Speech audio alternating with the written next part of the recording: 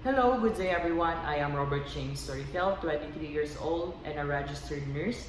I got my bachelor's degree in nursing at General Santos Doctors Medical School Foundation Incorporated last year, May 2023.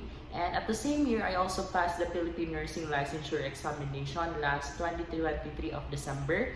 And currently, I am working as a staff nurse in one of the hospital here in General Santos City, which is the Sargent County Hospital.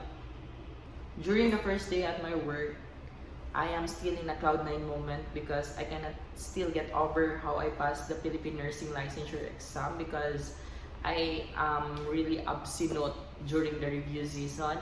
And that moment, we're still in our orientation phase. Ina-orient pa kami regarding hospital policies, kaya together with my co-workers, we still have a time to share our emotion or how we felt when the PRC released the board exam result.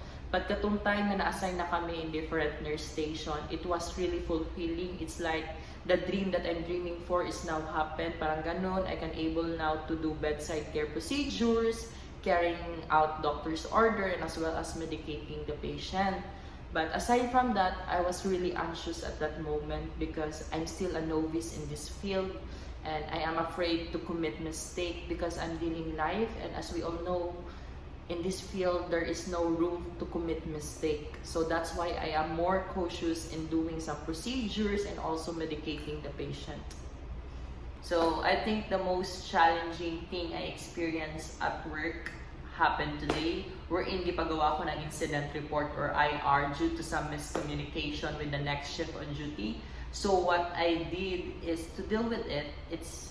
It's like parang sabihin mo lang what really happened, and also you need to be firm enough to the point nga dili ka maapektuhan on that certain situation or in that certain event because it will also affect your performance in doing care of the patient. So you need to put on your mind that it's still another day.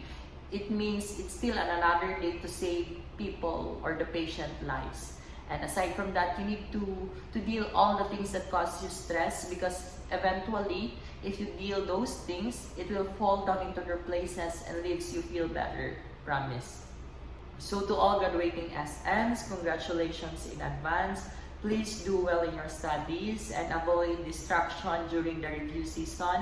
And you must prepare yourself, especially in this field, because maisip ninyo pag nanamo dili sa field na ideal is not always practice, but we, the new generation of nurses, we need to be the ideal one.